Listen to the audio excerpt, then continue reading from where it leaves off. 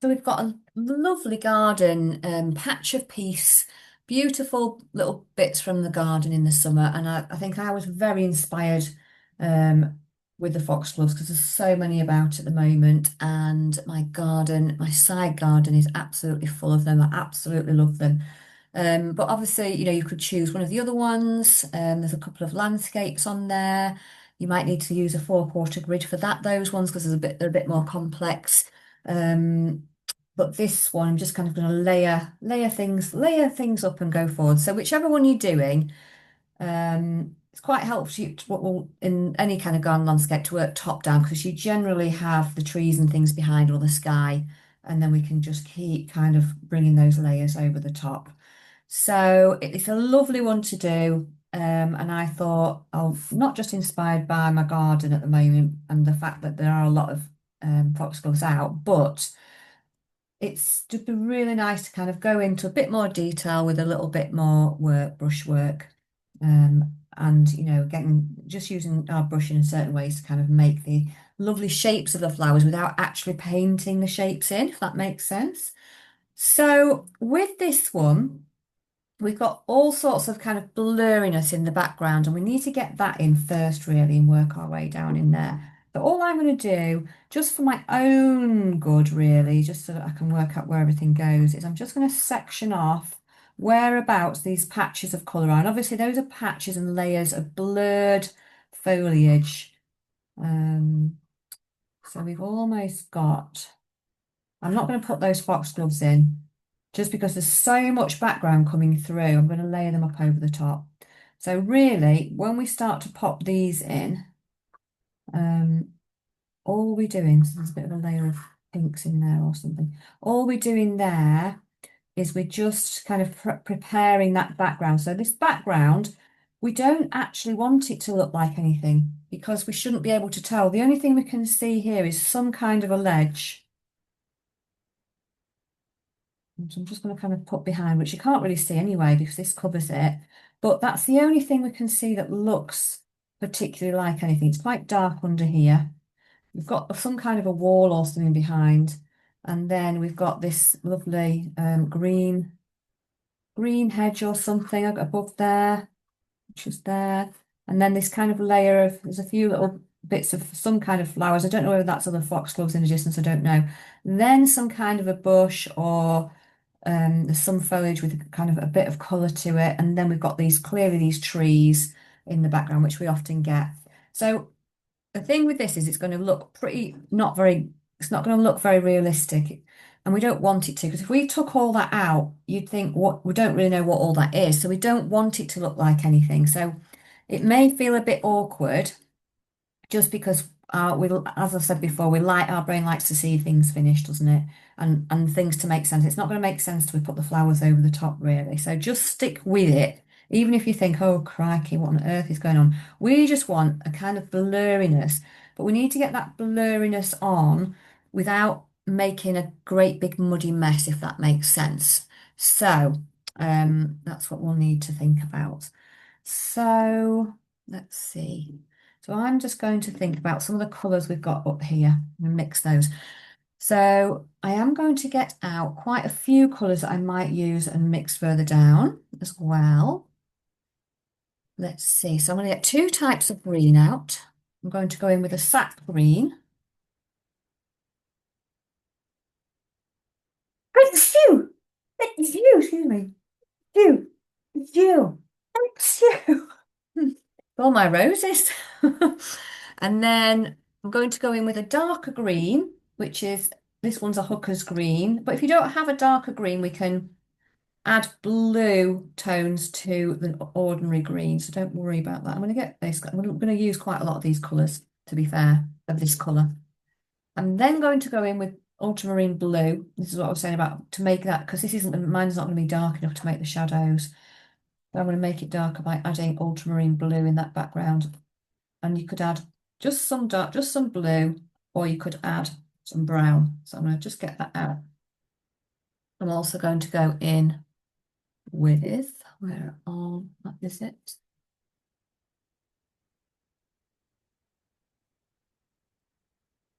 Here's somewhere, 'cause I've had it today. There it is. I'm going to go and get some dark brown, some burnt umber, because this is really good as well. Put that down there. To add in to the background to make it darker, but you might not want it to be more brown toned, but we'll certainly use that down here anyway behind. On this particular one. So we're just looking for those tones and those background colours. There's a bit of yellowy tone here, so I'm going to put a bit of yellow in because I might mix a bit of yellow in with this green, even though I'm going to blur things out.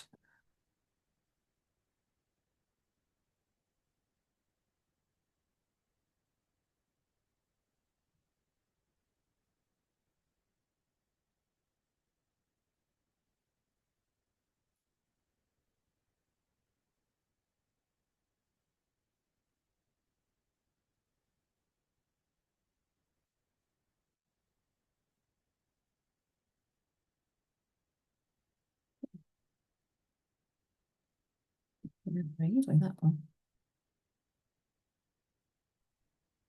Mm, there we go. Sorry, just don't mind me. There we go. And what else? White, definitely some white because we can mix some tints up, and there is a little bit of white behind there. I probably need to pour get some more white out in a bit, a different pile, but I'll just do that after.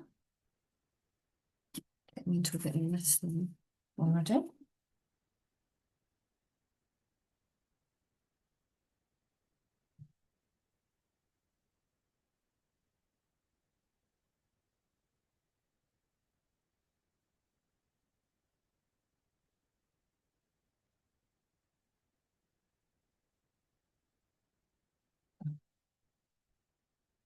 Right, and I'll think about maybe adding some pinks or some other little tones that are coming behind there. They're coming over the top. So I might just get, so you could use some pink or you could use a red and a white together. I've got a bit of this pink because I've not got quite the right red. Alizarin crimson is a good colour to try as well, mixing with white. Um, my red gives me a really peachy colour, so I'm not going to get that one out today.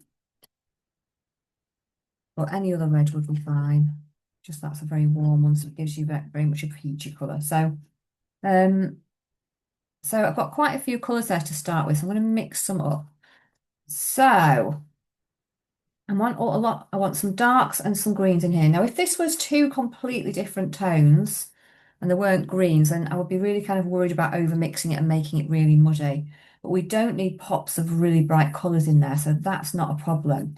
So I'm going to just make sure I'm mixing plenty, yeah, well, just a little bit to start with until I've got the colour that I want. I want that really dark colour, but I know my colours on this. If I test that now, it's not going to be dark enough. It's really quite light still. It's a bit more of a not as opaque. So I'm going to go in, I'm going to add some blue to that. Sometimes you can add brown to them to make them darker, but the thing with that is sometimes it can make your colour, it can feel a bit muddy, the colour. Somebody was saying that today, so I said, well, try blue as an alternative, see if it takes it dark enough for you. And if it does, you don't need to add any brown. Let's have a try with that. And again, it's playing with the amounts of different colours together.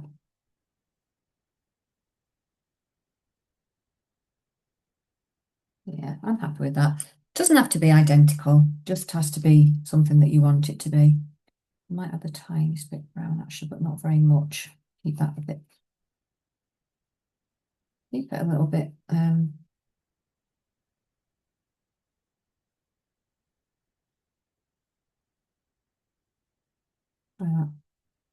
yeah, it's dark enough. So I've got my dark in there, and then I'm going to add in, I might even just add a bit, tiny bit more green to it actually.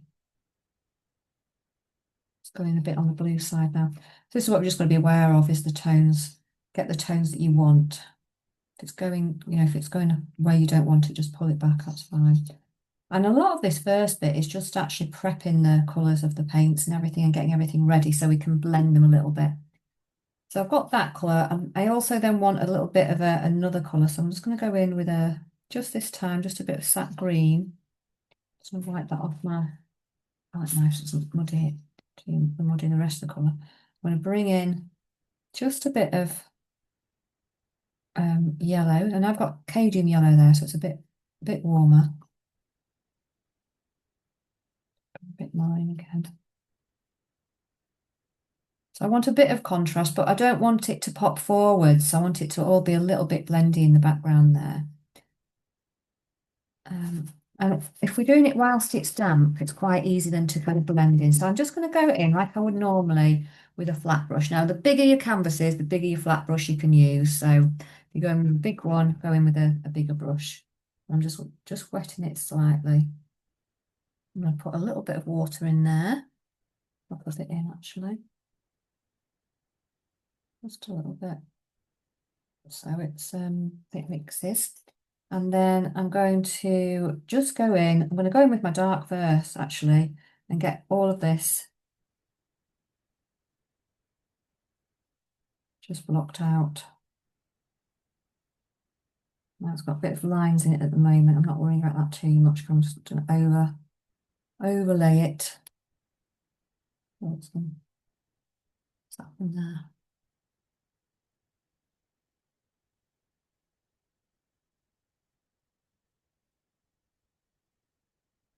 Okay.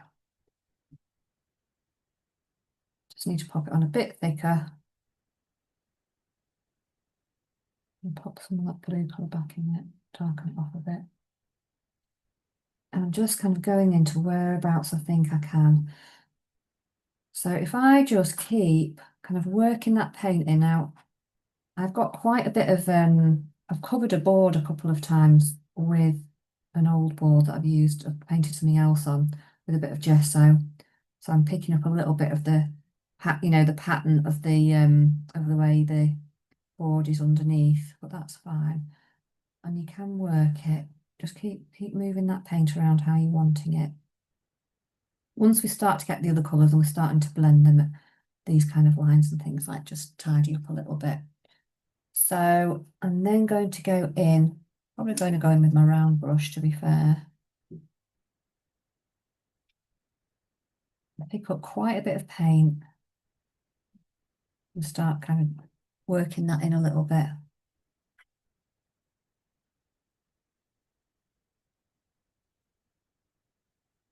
Just start dotting it in. We want to get it a bit blurred out.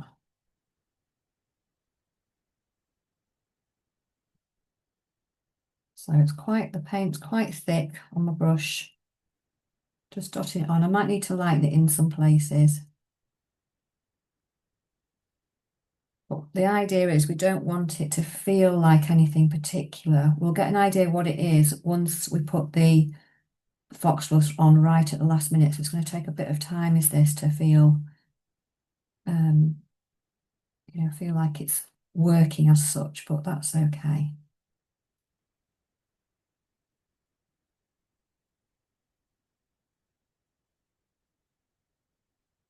But it's nice to get a feel, so I'm going to pop this in here as well. And again, I don't want really bright pops of colour popping out because I want it to kind of be, that sense that's blended. But where you've got the lightest, just blend that in a little bit into your green. It's not going to create a muddy yellow. We're just going to get a lighter green when we mix those in together. So that's fine.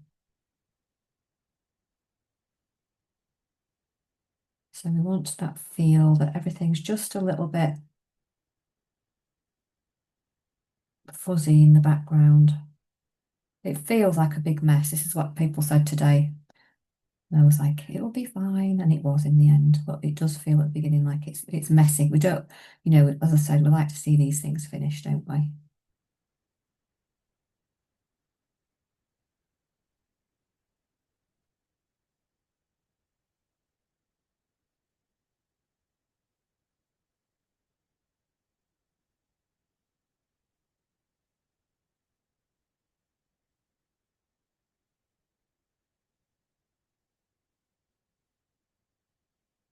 And I'm just going to work in some of that darker colour, just kind of around it, and it will start to all kind of soften down a bit as well. But we need the contrast. We need this dark area in a little bit because otherwise it doesn't show us the depth of those trees and things behind. So you can see how linear it was before on the surface, and some surfaces are like that. Sometimes it's just even the brush you use. This one's getting a little bit old, and it kind of splits a little bit when I'm painting with it that way. So it can just be your brush, could be the fibres on the brush. I'll just keep painting in. Now, if you wanted to go even further with that, you can soften it down further by using, we've said before about these dome brushes, or they're a bit of or like a bit of a blusher brush or something like that. But you don't have to. You could even use your finger. We've done that before. So I'm just gonna, if you really want to do it anymore, just soften it down a bit with that brush. But you don't necessarily need to. Just do it with your round brush. But that will make it even more hazy. You just got to be careful it doesn't pick it back up, pick off the paint back off. And then make sure your brush is really clean so you're not going to get it to dry. Want it dry on you. And then we're just going to move down. Just keep moving down. And as I said again, this will all disappear into the background when we start doing that. And then I'm just going to move down and see what we've got here. So when I'm moving further down, I'm just going to brush it wash. We end up there, we've got this next kind of area of fused. We might actually just pop in just a slightly lighter. I'm going to just put a tiny bit of white here. Just leave that up. A tiny bit of white in that yellow. A bit of the green. And then just pop that on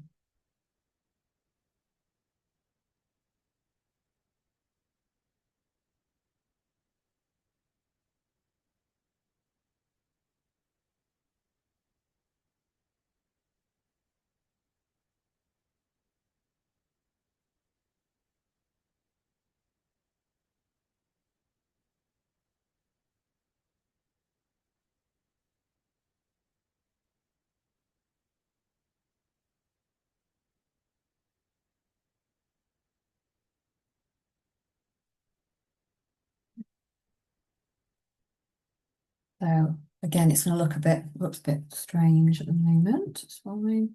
And then thinking about the next colours down, so we have got some quite deep shadow underneath. So by all means, if you want to get this deeper shadow, and then it's a bit more warmer at this side, so you can go back in with the brush you've already used if you want. I'm trying to get these greens in, the darker ones, and then further underneath it, we've got this kind of dark colour, and that's all we can do is just work through those different colours where it's a darker shadow.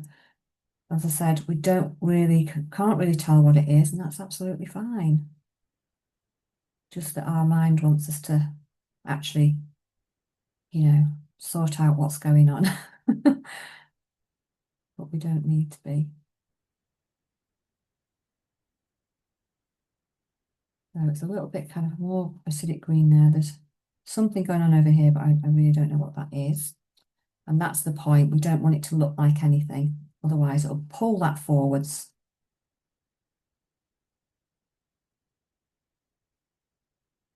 It'll pull the area forwards, and we don't want that either. We don't want it to suddenly pop forwards. We want the foxgloves in the foreground. And then we've still got some dark areas, haven't we? In the middle here. Again, can't quite see what it is. It's just part of a bush or something. So I'm just bringing in these in big blobs. Plenty of paint on. If you're doing any blending, you want plenty of paint. It needs to be fluid enough so it's moving as well.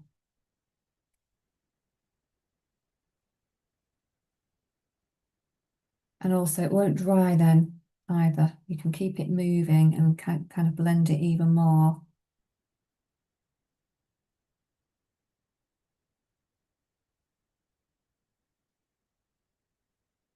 A lot of this will be in the background. We won't be able to see it because it'll be underneath the foxgloves. So we're just kind of trying to make out what we think is going on here. We don't really know. We haven't got the answer. But I'm just kind of popping in the tones, these darker ones underneath I can see. Now, as they're getting lighter, that's when we've just got to be a bit careful about blending too much on the paper.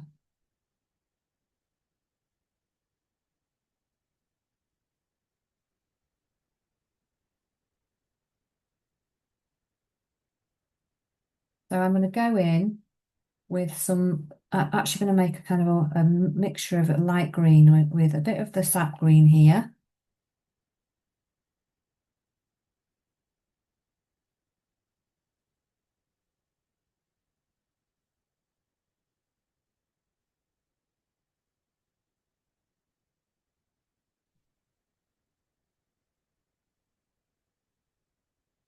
And I'm also bringing in a little bit of this aqueous green as well. It's a bit of a cooler tone. I want a coolish tone. I don't want it too warm.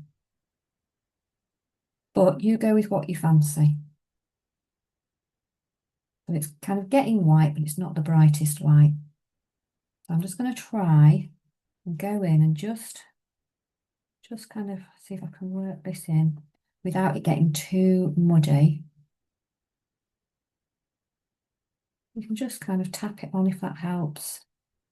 You can't see what's going on, that's the thing. It's just got to override what our brain's telling us about it not making sense, because it doesn't. It just doesn't. And then where it's kind of even more fuzzy, then by all means, mix that up a little bit with the paint underneath it. Make it blend in more. Doesn't need to kind of stand proud where it's very blendy.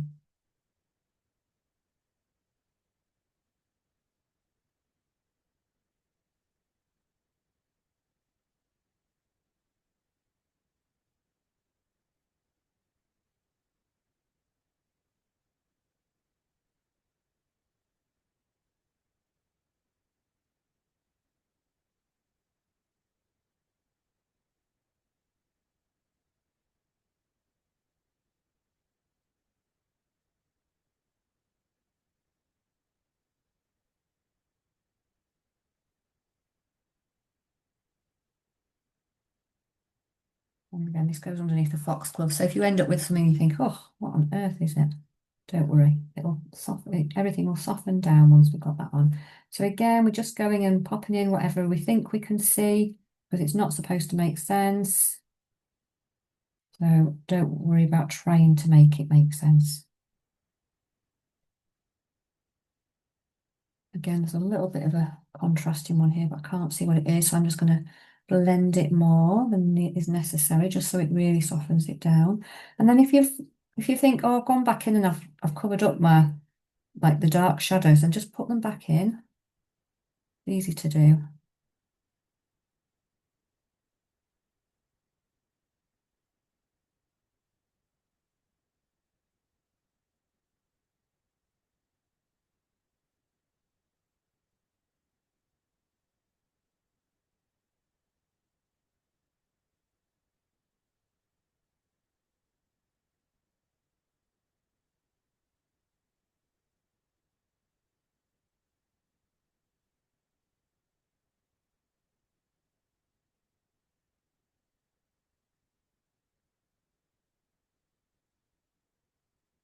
I'm just kind of just dotting it about and looking at what we've got there. And if there's any others that you want to make just a slightly bit lighter or whatever, then again, you can make those just a tad lighter. I think, oh yeah, I just want to pop a few through. And by all means, go for it. And again, if you're wanting to soften this line at the top a bit more, then you can just go in with a bit of fluid on your brush. So I've not got any paint on it now, I've just got water, just a little bit, and I'm just almost misting it. So when we've done mist before, we've thinned paint right down. Well, this is the same principle. We're just using the paint that's wet on there already, and we just washing the edges down softly, which is nice.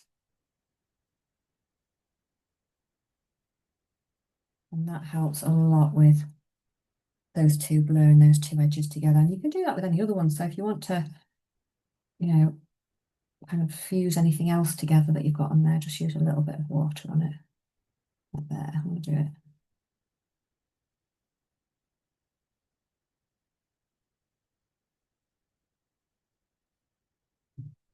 And we have something that looks like nothing, which is what we want. And then we just keep working your way down, looking at what's next. Well, it feels like there's a bit of shadow between up here, and then we've got a few of these pink things in before we have this kind of more vibrant green behind, but still it's blurry. It looks like somebody's looking through a wet lens almost there. So there's a few pinks coming up behind it. So I'm just going to make sure I'm using a different water, make sure everything's out of your brush, because that's the worst thing. Sometimes you've got still the pigment between it. Just give it a bit of a clean off. So I'm just going to go in with a bit of pink and white, but you could use just a red and white, or try if you've got some in your kit that you think I've not used those, and try them. Like alizarin crimson is a colour that's really useful, but we don't often use it. So I'm just going to go in with it soft there, and what I'm going to do is just thin that down slightly so it's not too bright, and I'm just going to drop it where I think there's something in the background there. So now my background's still wet, so I'm not going to really over mix it, but it's thinned down enough, and it's thick enough on my brush, but it's also thinned down enough that I can just apply it without kind of really working in these pinks and greens. And I'll show you, I will thin it down a bit in a moment.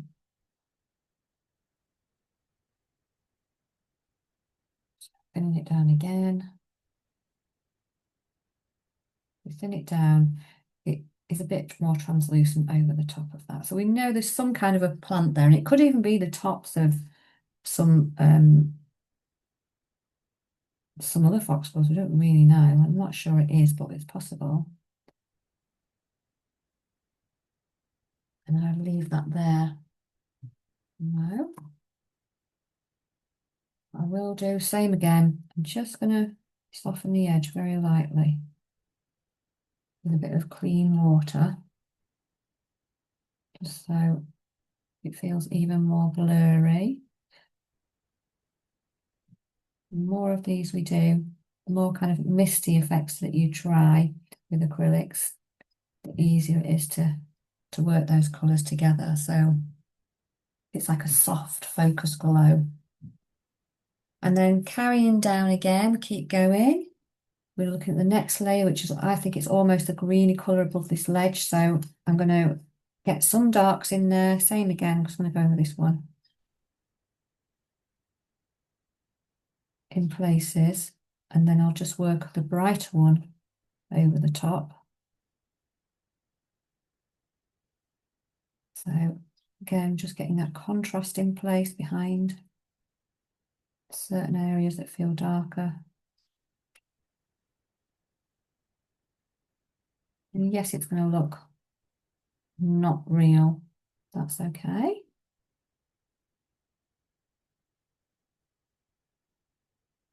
I'm just going to pop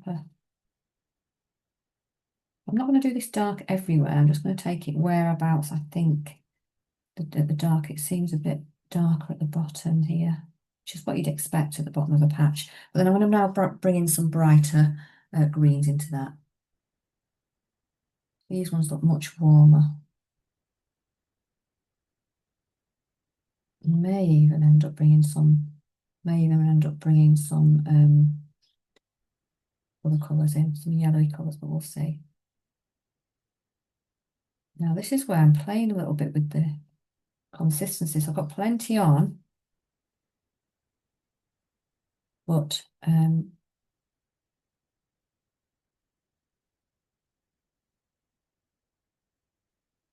that almost goes over the top there.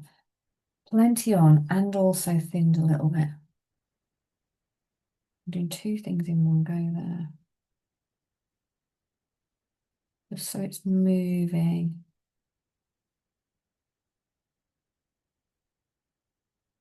It's almost like there's a grassed area or there's a hedge popping up behind there. It might even be a planter with something soft and green in the top. But if all your greens are starting to look a bit similar, then, get get a bit of a yellow mix on there.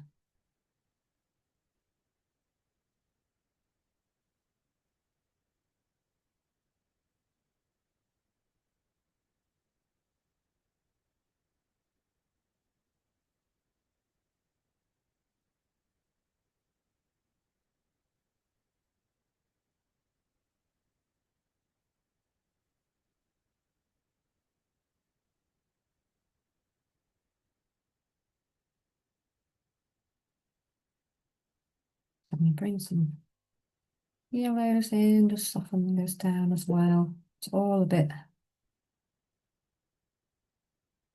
again, it's a bit fused, isn't it? A bit soft. Really, I'm just popping in some colour because a lot of this will be covered over anyway. We can't really see what that is behind there. So if it's feeling a little bit like a child's painting at the minute, absolutely don't worry, that's fine. So I'm just going to put a bit of water into some of this yellow and just take a little bit of that watery yellow over the top there.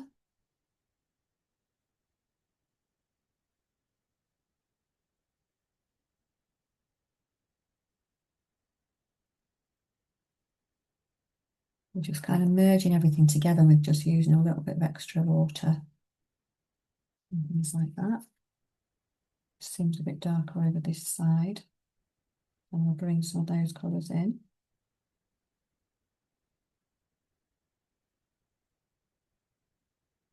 And as I said, if you're wanting to use your dome brush, you can just soften it all down like that as well if you want to. But it will just cover.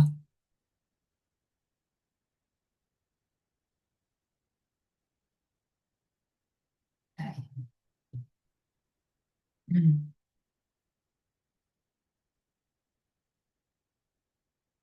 Right. So we're kind of working our way down here. We've got a bit of a light coloured ledge, and then we've got this colour here. And it's working out what colour you want to make that. Down here is a bit lighter, isn't it, as well, behind there. So you could try, there's all sorts of combinations you could try. I can add some red in there. You could try some brown, a bit of white, and something like purple. Or brown, a bit of light colour, and some brown, a bit of white, and some red. Let's see.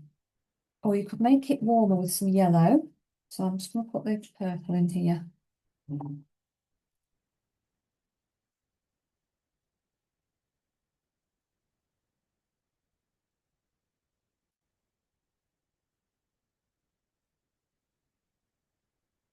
Yeah, leave that out. So it's just a case of testing, really, to see. Let's see.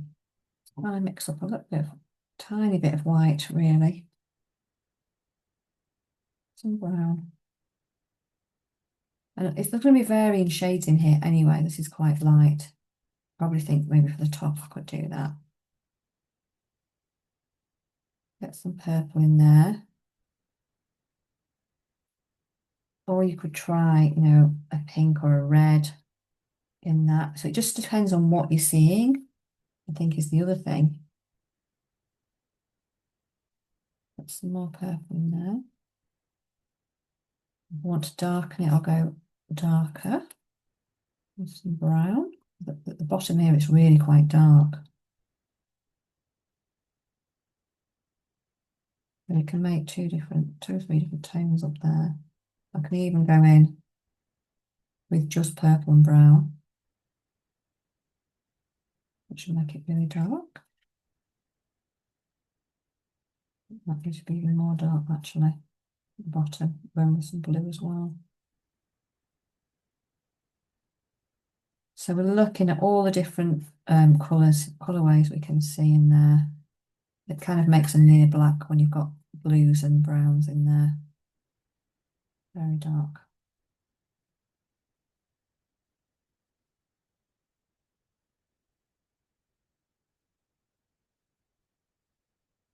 So I'm just going to kind of blend, work with these colours as we're going and just see what happens with it. And then I'll put the light coloured ones over the top.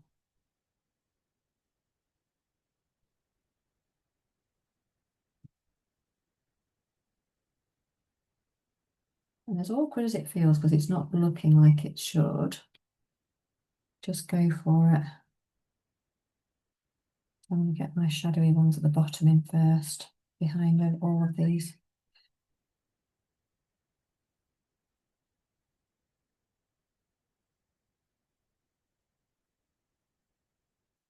Let me switch brushes.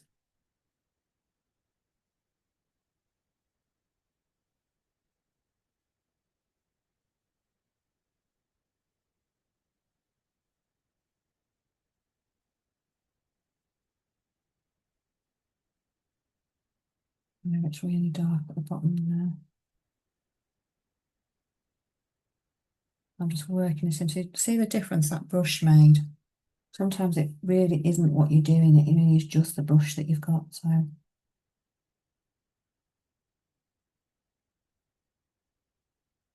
Get some dark colours over here as well.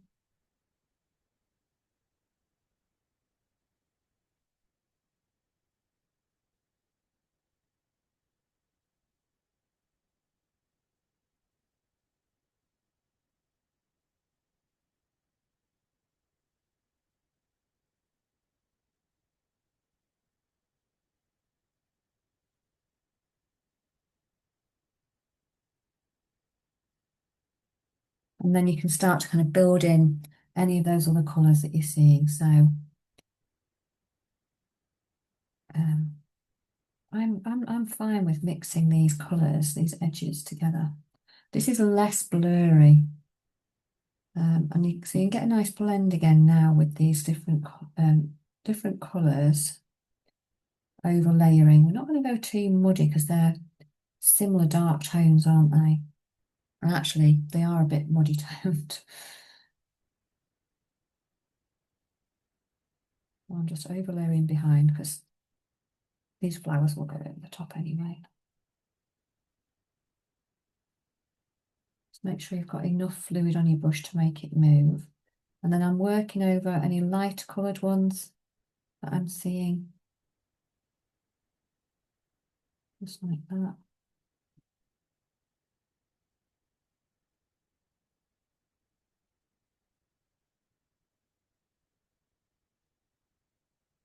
Just get a nice kind of effect behind them. And it's quite nice using a flat brush because you can drag those different colours through one another when it's a bit thicker. So it needs to be, this is when you're building these layers of paint over, it goes quite nicely together.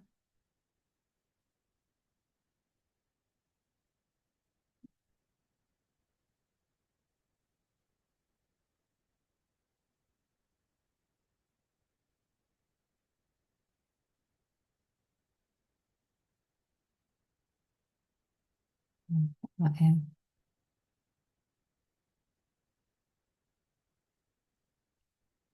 And again, it's down to personal choice, whichever you fancy doing.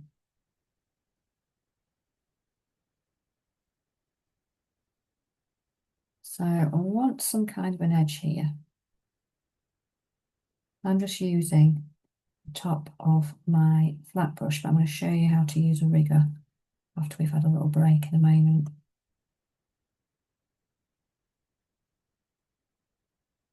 So I'm just going to try and get the shadowy bits that I'm seeing in there as well.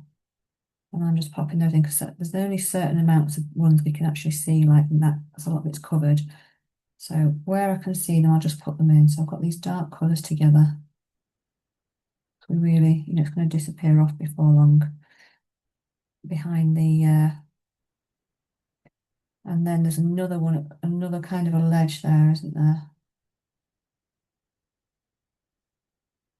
Underneath here where we've got this very dark patch.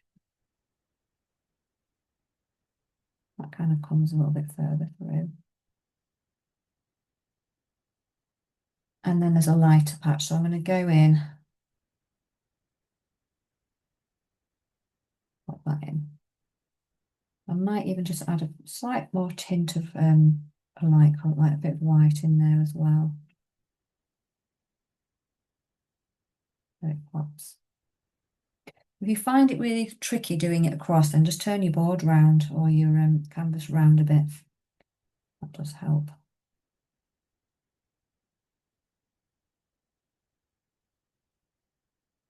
I would be doing that if it wasn't stuck down there. So I'm just going to go in wherever I can see, just as almost a bit of a slight colour behind there. I'm getting these nice draggy marks now through here. But once it's dried a bit, the camera will pick it up a bit better. But I quite like that because the paint's quite thick now.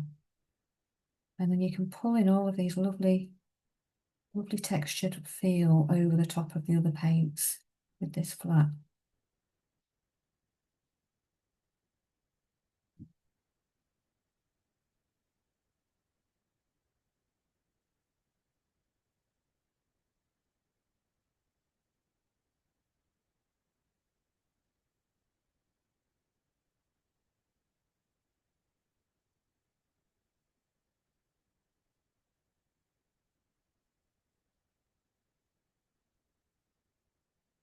And working in a bit those darks through again.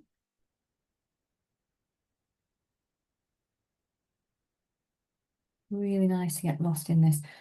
And then once we start to think about the overlayer, all of this will just feel a little bit more comfortable. It still will feel very childlike at the moment, but that's okay. We're just creating some of the foundations. We don't want it to look like anything. If we took these flowers out, it wouldn't look like anything.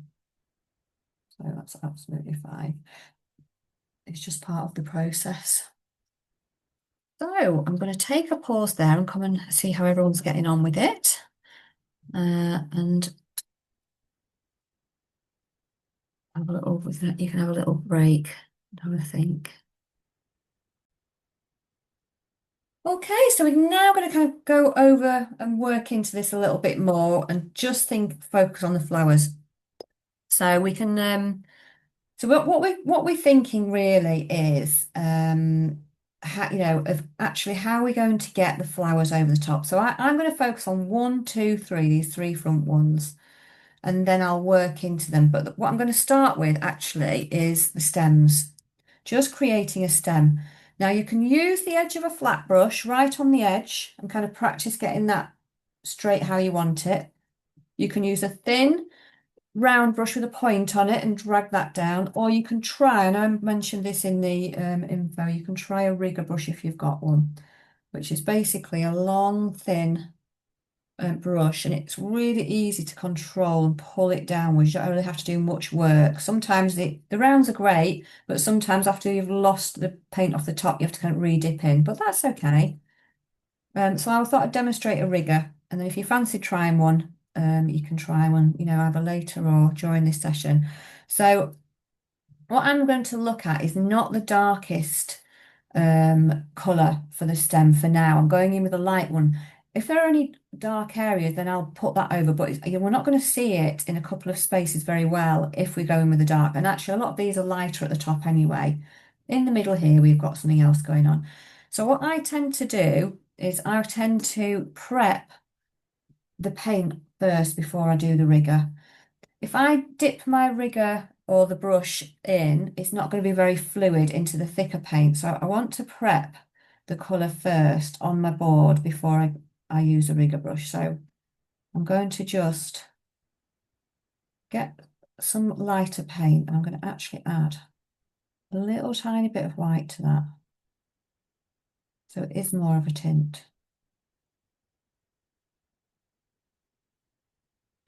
And I'm going to mix enough up that I've got a nice pile to work with that I can roll my rigger in.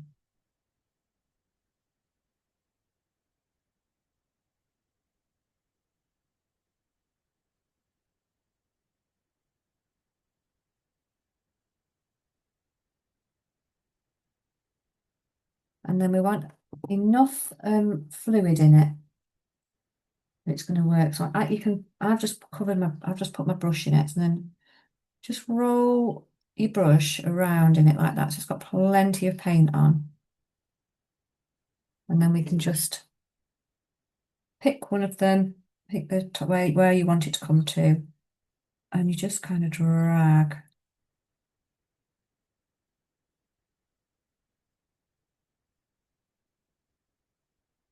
it down. Doesn't need to be a perfect line on here. I mean, you can use these for pavements actually and things like that as well. It doesn't necessarily need to be perfectly straight because um, they are kind of bendy. And I'm going to go back and just wet my brush again and make it so it's fluid enough. So again, I've got plenty on that will kind of pull down. And you can use like the top, say for example, you could use with a light pressure, say, and then as you're going down, it's getting thicker, apply more pressure. And you can make consistent pressure, or you can make it thicker as you're getting down and apply more pressure. So you can use a rigger in lots of different ways. So I'm getting all my stems in, load up the water again, and then we can work with that from a framework. And there's another one here.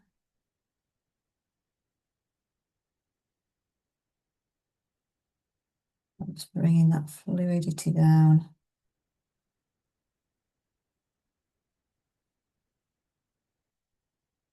You can also go upwards. So my advice would be have a play with going upwards as well and see which you prefer. And that might change depending on where you're sitting as well. So it just decide how many foxgloves you want to pop in. You might just decide to just do a few, or you might decide to do an extra one, in which case if it's over the front, you can pop that in over the top anyway. So I'm just going to start with these 1, 2, 3. Just there.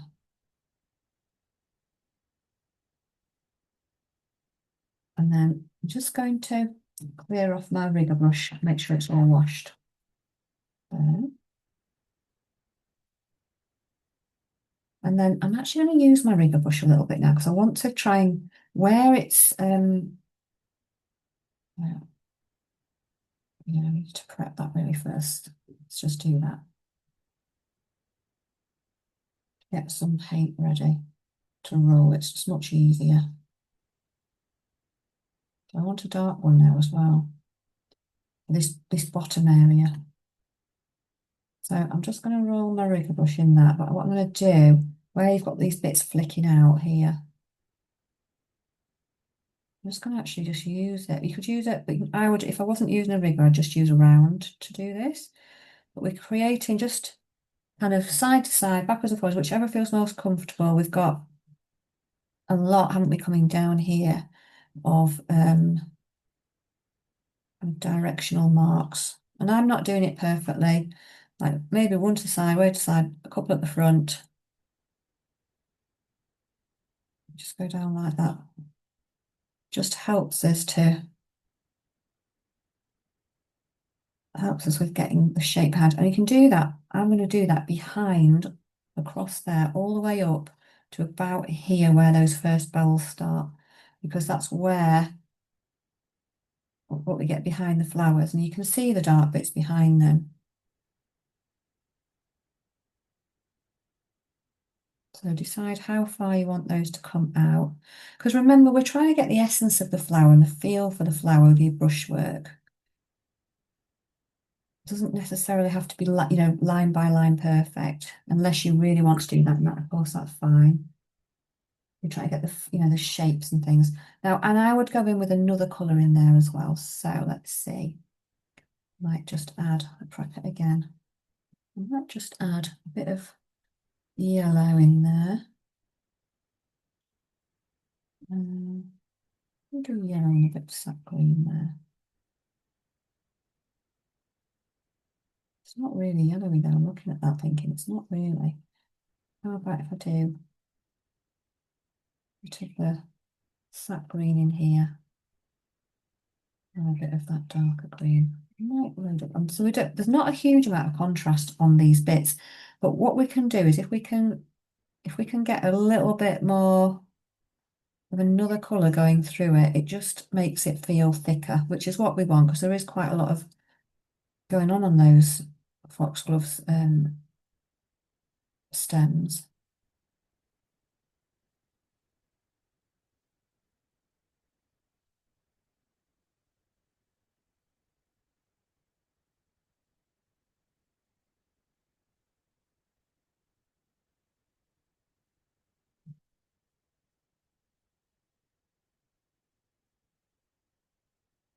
And that makes it feel a little bit thicker going through there, and it just makes it a bit more depth to the flowers, which is what we need. All flowers have got a bit of depth to them.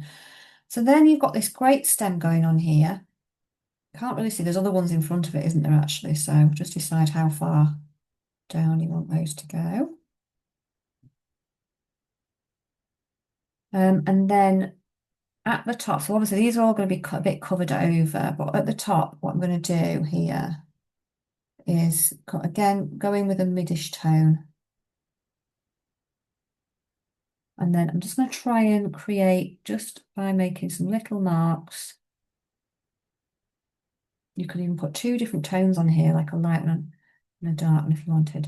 Just where you get this kind of depth of unopened buds at the top here.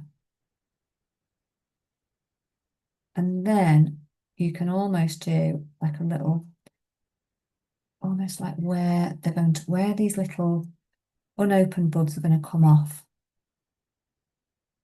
So just do a few of those. Again, that will help us to join them up to the buds. And we've got that one at the front there, and then they start coming down. So at least what we've done is tried to get um, some bits on, and I'm just kind of highlighting a couple of those bits at the top to make them feel a bit thicker here, over the top of there just a little bit. And then I'm going to go in and think about these creamy ones, these unopened buds. I just love how they do that on Foxgloves. It's amazing. So I'll change my brush. I'm going to go to a much smaller one now. I had a really big round on there. So you could use a smaller round. I'm just using like a very tiny flat brush, but a round works better actually. So I may swap them around. Let's see what I've got there.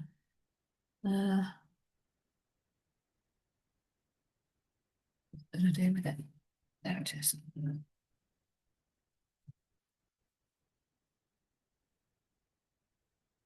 Oh, that one. Because we can press down. Press down around.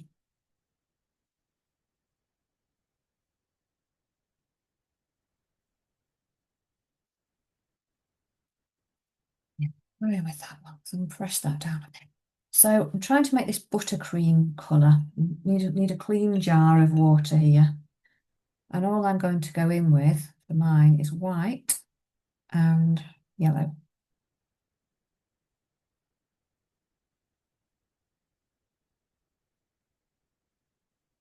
It's varying amounts. You can test it to see. But I'm going to go in with that colour. And then I'm loading it up a little bit on my brush, but I'm just going to use the brush and put a bit of pressure on it and just point it in the direction of where I want it. So you get almost like these little shapes.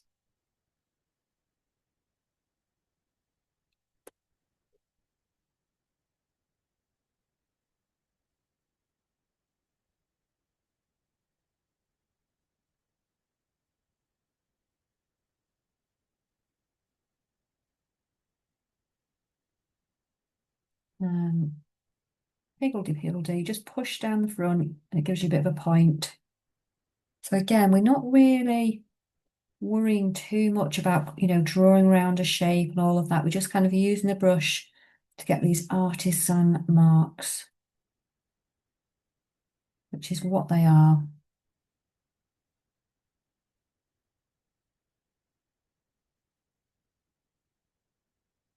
One here, one's coming forwards. That's a bit wider. So I can just kind of get a splodge and make a wide one. Still has a point on the front because we'll do to that in a minute to make it hollow. I'll show you that. And then there's a bit kind of one going that way and that way. Oh, there's one. That one's almost a bit pink and a bit yellow, that one, so we can transition that colour over.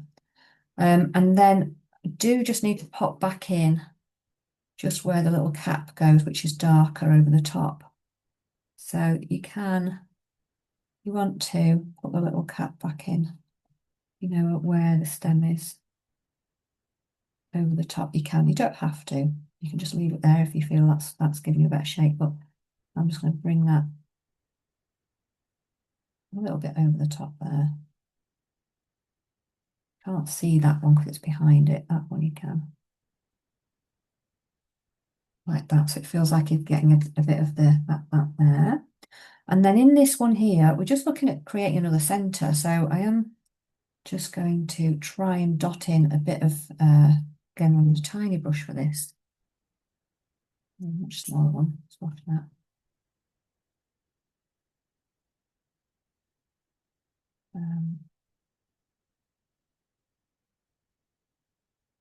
Mix up a bit of purple and a bit of pink, I think, for that. And I'm just going to tap in it.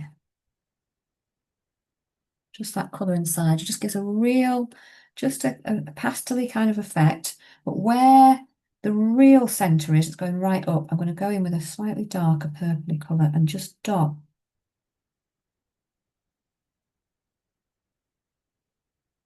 a couple of, shapes, those dotty shapes that you see. And that's helping us to know. So I haven't like drawn around anything or done anything like that. Just kind of pushing bits in. And then we can do the same for these coming down here. So we just need a few tones of, pink, purple, whatever it is you want to mix up. Have a little go. This is the most enjoyable bit, I think, personally. It's just really nice to get really absorbed into it. So I need quite a bit of white in there. And then I've got to decide, what colours. I might need a really light one for the tips and a more pinky one. I'll put a bit more purple in that. And then the centre may just be quite a bit darker.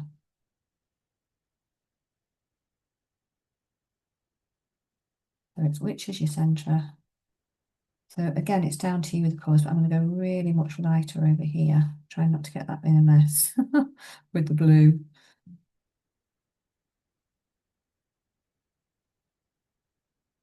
And here, you can go more thickly if you prefer. I'm going to make that a really light tint, actually. So plenty on. And then we're going, again, just making these shapes. Sometimes you might have literally just a couple of interesting lines as well. It might be even lighter, it might be kind of a bell shape that you're making. It's a bit narrower and then comes out. I'm just going to get a smaller brush, actually, that's a problem.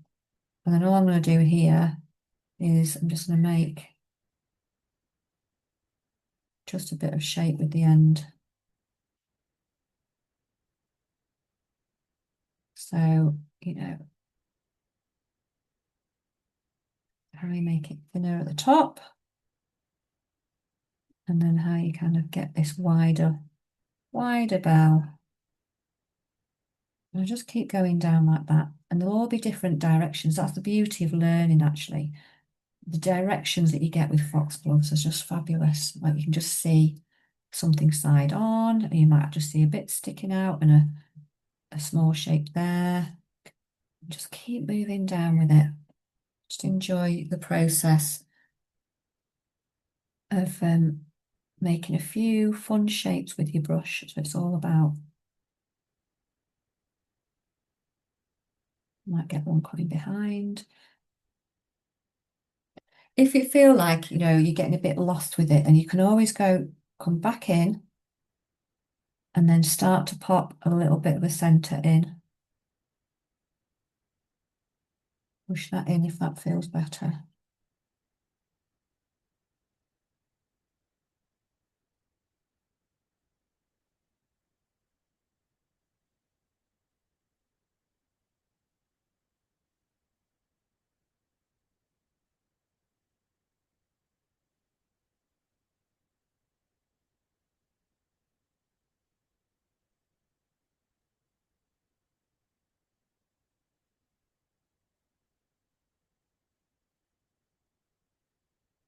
Just keep going with it.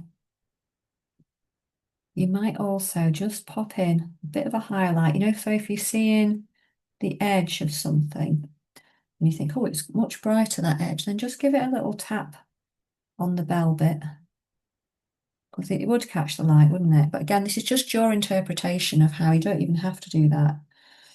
It's your interpretation of how the foxglove is working for you. It makes it pop with a lighter. It's usually, isn't it, when you see the little face of it, you get that lighter bit. It might even be a little bit on the top as well. But you can do, so you can work really slowly on it and work through like that, or you can then start to just go ch, ch, ch, ch, and make it really loose. So we're always more tentative with the first couple of bits. I'm just going to go back in there because I do want to pop in some of the dabbing of the centre, where you get these speckles. So you will need a bit of depends how big you're working, to be fair. If you're working bigger, you don't need quite as smaller brush or lighter touch.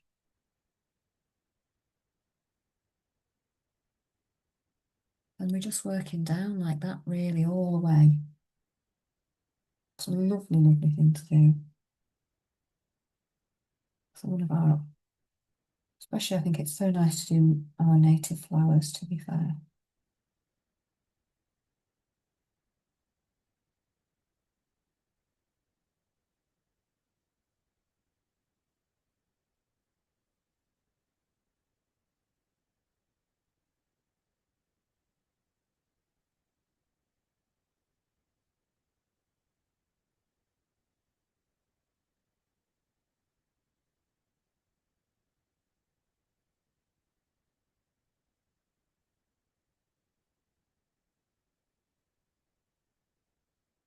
And just dabbing on. The more you do,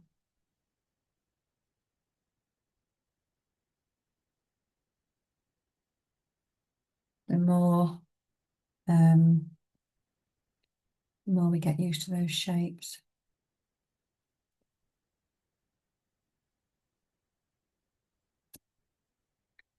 And the more we can create this picture of these beautiful foxgloves or beautiful native flowers or whatever we're doing, in the garden landscape.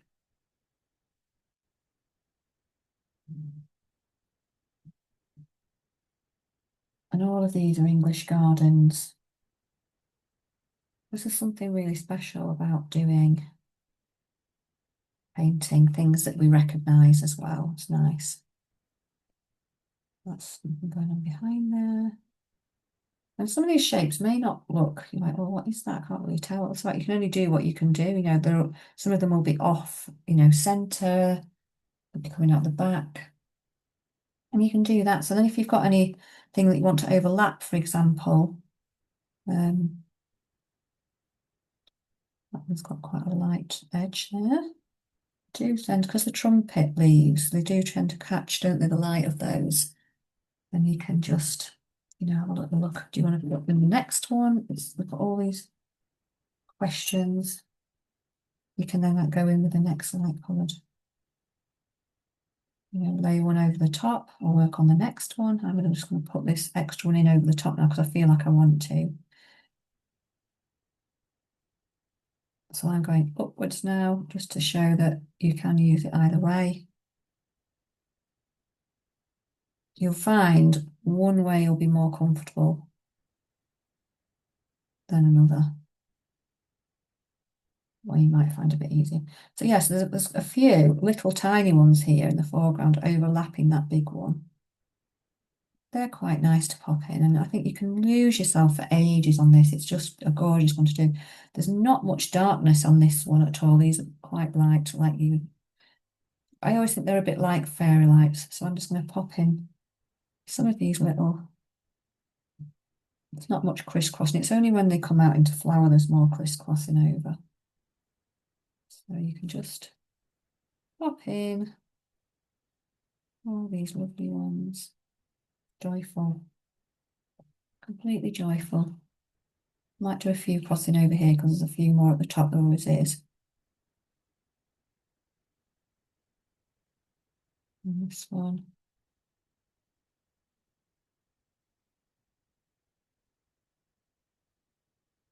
Breaks that bottom area up quite nicely. And sometimes you can't see the stem much at all because it's so close.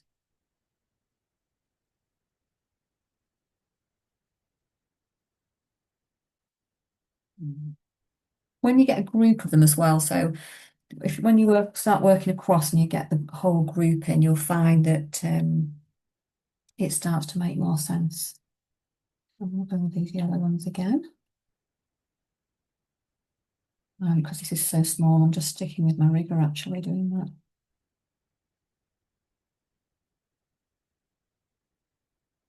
I think my favourite thing about these is at dusk. Absolutely love it, where they're just like little fairy lights in the garden. Something really ethereal about them. I could be out in my garden at dusk a lot.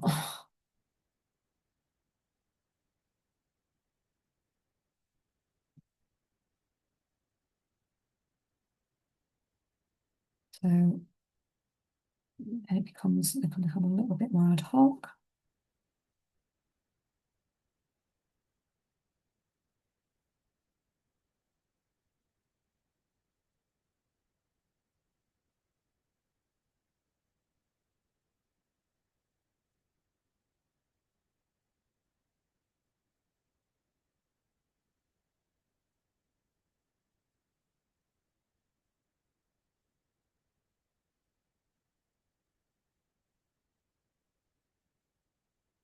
This one is going away a little bit, facing away towards, I can't really see too much of that one.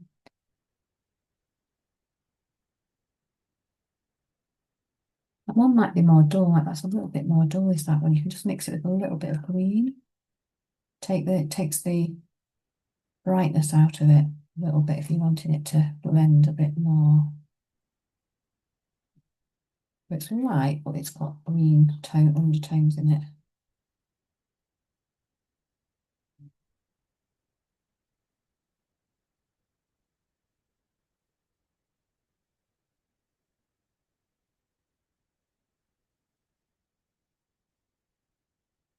And you can just pick out the ones that are really bright in there.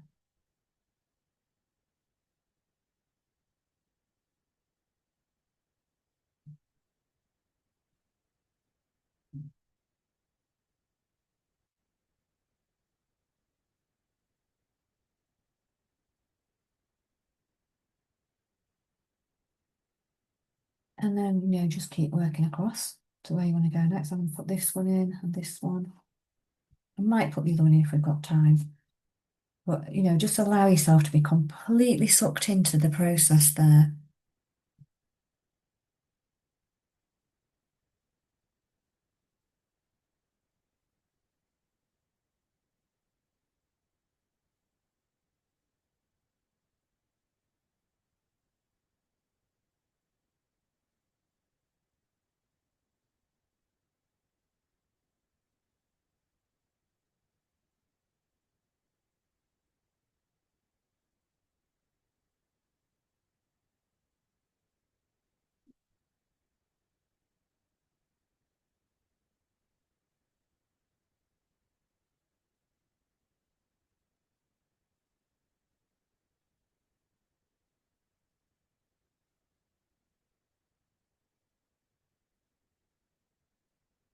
And if it helps, you can do a couple, say if you're doing the top of one, you can just kind of start doing the top of the other one as well. That helps.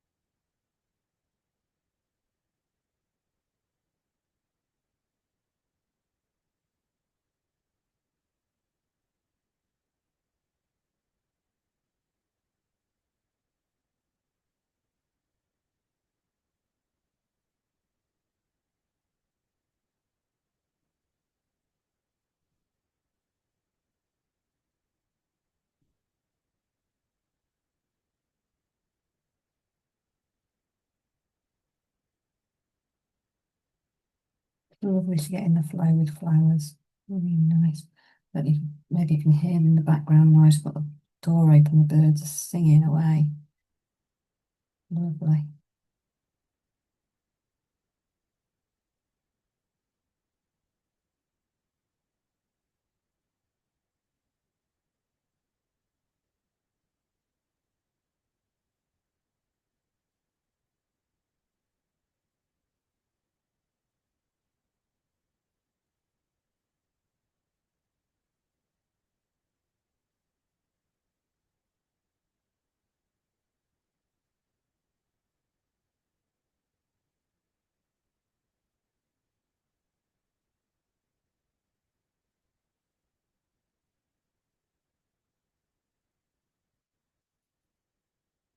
And you'll see some of them have got, you can see the caps that go on, little caps, quite brightly, quite dark, sorry. So I always go in with that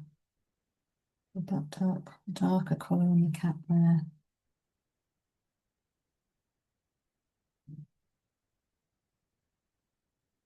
Shows up a little bit more brightly on some, with more of a contrast on some than others. It's one of those things we really recognise of the foxglove.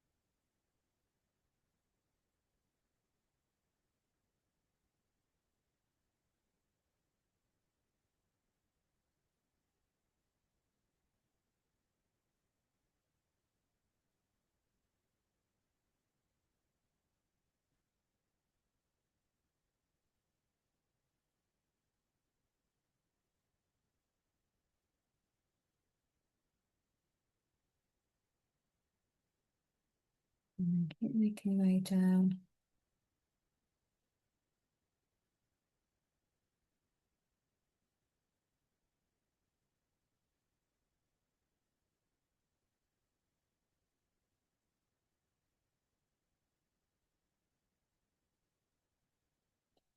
You can also, even with these yellow ones, you can pop in like a darker yellow centre.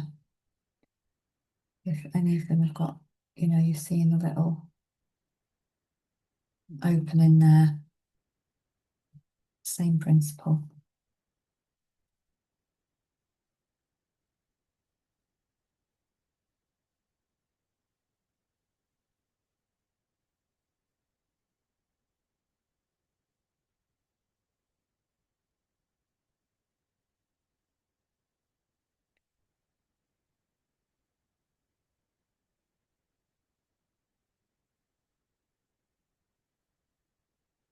Knowing how thick to do them as well, so they are wideish foxgloves as they come down.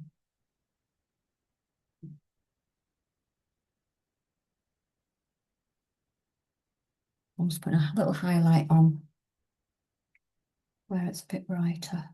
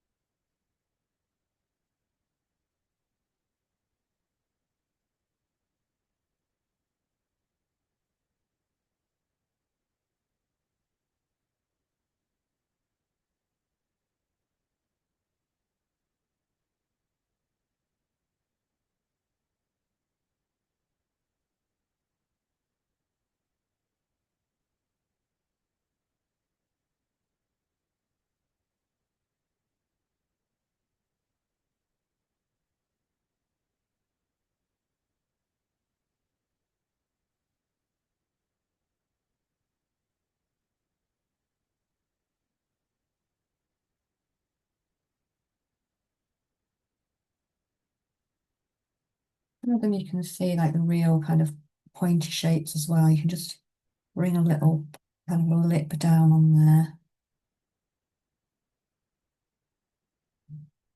Just how we're moving our brush around to kind of get that effect really without thinking we've got to get this perfect shape. Just a few little suggestive brush marks really.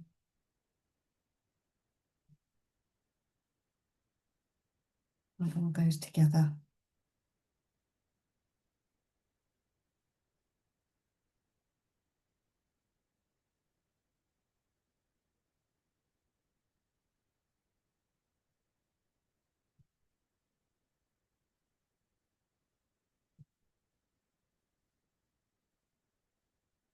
There's a little bit more green under this one, so I need to pop a little bit more on that stem, probably on there as well. Or there.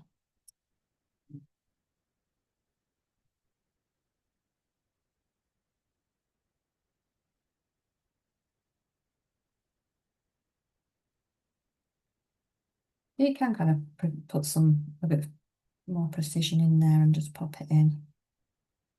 I forgot we built it up, didn't we? Built it up on over here and then not on this one. So this is just remembering all the different elements that you need to pop in there to make it work.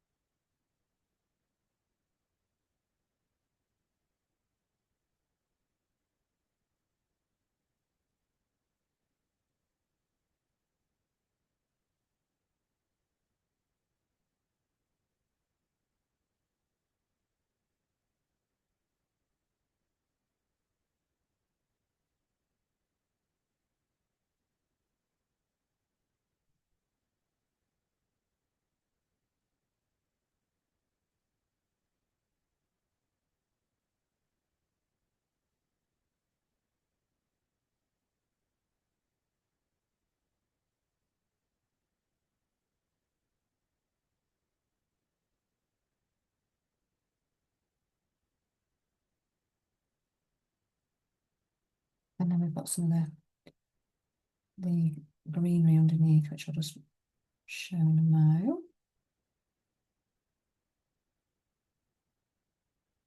Trying to use as much time possible just to paint. It's so nice.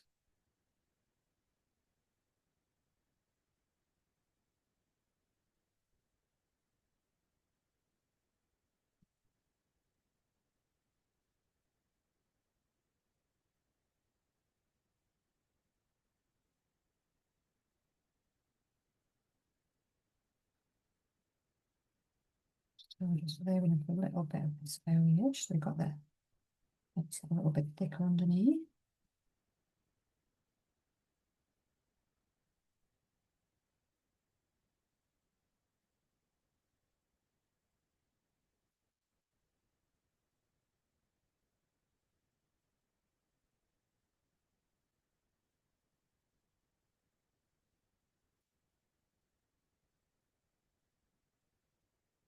And I'm just going back to there before I forget. This is a problem. Sometimes we do that and we forget what we need to put on, but I would like to make sure I've got some of the centres of those in. They're a bit darker so that we get all the elements in there.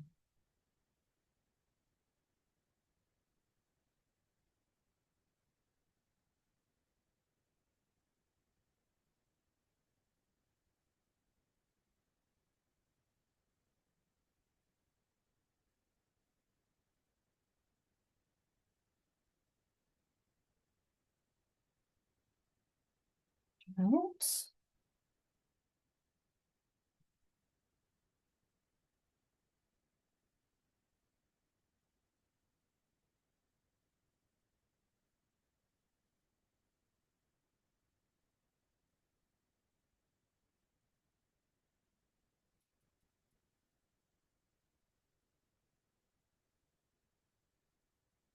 Continue popping on all of those different lovely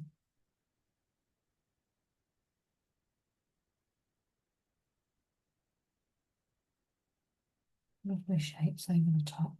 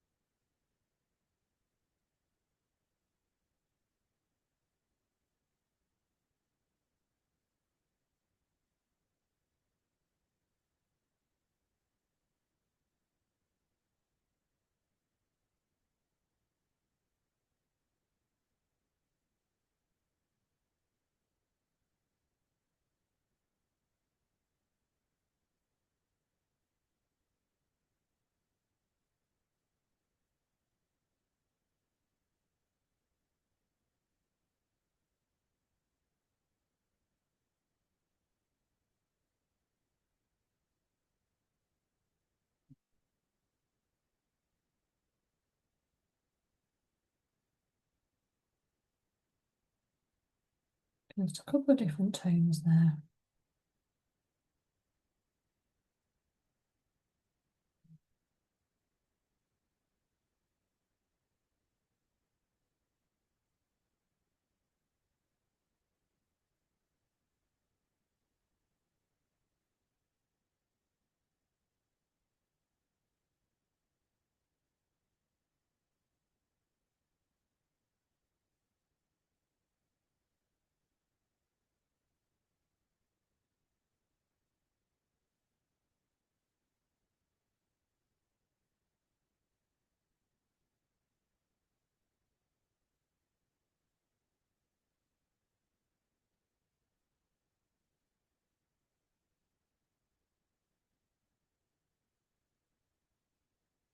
Actually, that one's got quite a lot of paler ones, isn't it, coming down? So sometimes the transition, so you get a bit that's a little bit of kind of a buttery colour, and then it's partly pink.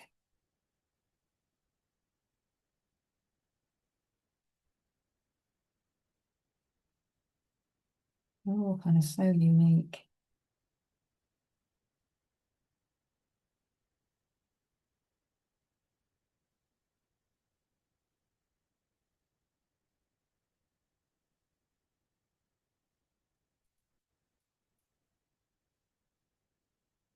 Just keeping your colours nice and clean at this point.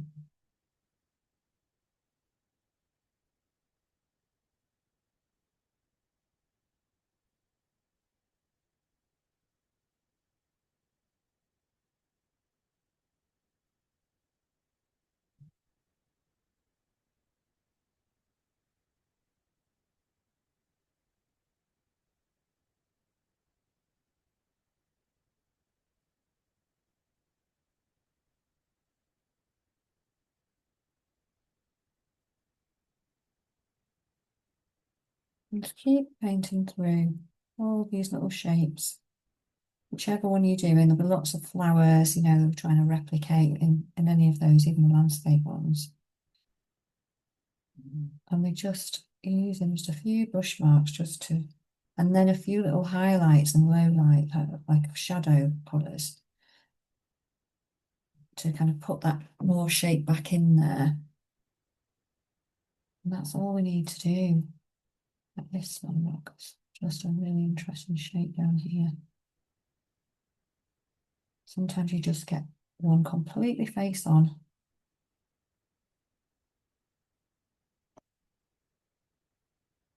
And the time you get a bit of the side of one.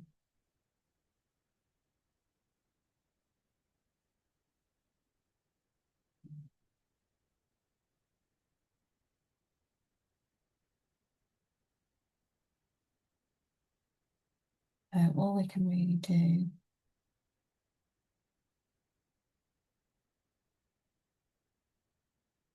is just keep adding those different tones to each part.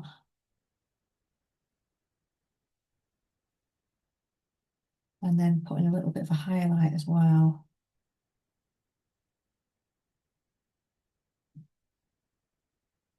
Well, this is a thing where that background we were all thinking, oh no way, this is terrible. It's just melting now into the background. It makes so much more sense that it didn't at the beginning. We were like, oh crikey, how's this going to pan out?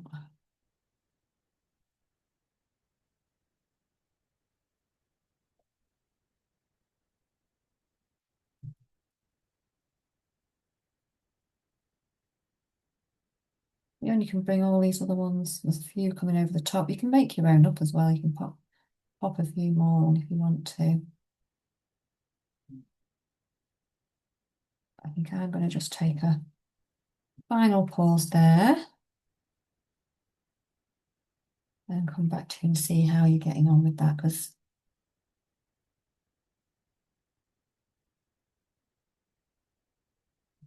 it's lovely to be able to just have the time, isn't it, to really paint and just explore all those beautiful, beautiful shapes, really. It's what we're exploring. But not having to put so much kind of detail on that it just makes it quite false, you know. We've just kept the flow going there. The only other thing we've got on there is just a bit of kind of foliage at the bottom, and you can look at those colours and just get a brush that works just to see if you can show part of that foxglove. There's a lot of movement in them, I know that for sure. So just replicate with how you're seeing it, really. Again, shadows. I might bring some shadow down the stem down here, and in between the base of the foliage.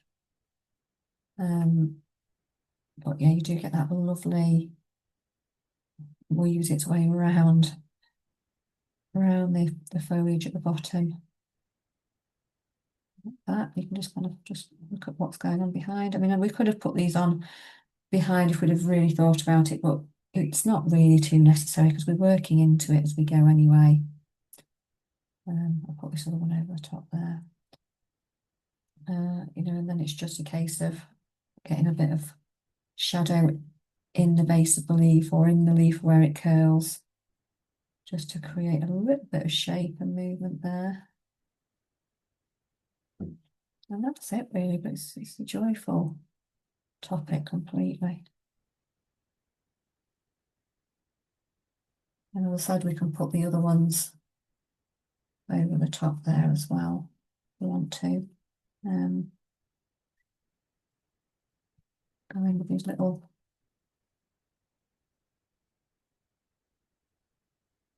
you can go which way you want with them. So just because on a photograph or whatever it goes one way doesn't mean you can't go the other way with it. If you think it makes a better composition, then by all means just do that.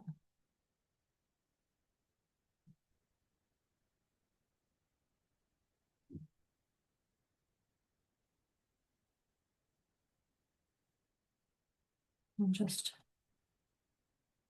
by this point we get quite loose with this, so makes it much easier to start to really work a bit more quickly, because what we're doing is we're learning the way it moves, and it's repetition, it's our memory muscle. Now I was talking about this, but that's why it's great to actually really look in a bit more detail at a particular flower. It will stick with you then, because you've done a few, like, oh yeah, I just dot, dot, dot, you know, and then I'm there. So I think that will stop there. Just take this off. It's always different when you take the tape off. And then we've done a nice little study on a garden landscape or a patch of the beautiful, joyful landscape that we can see. And it's just a complete joy, really. So I think that's really helpful. That'll be a final pause there.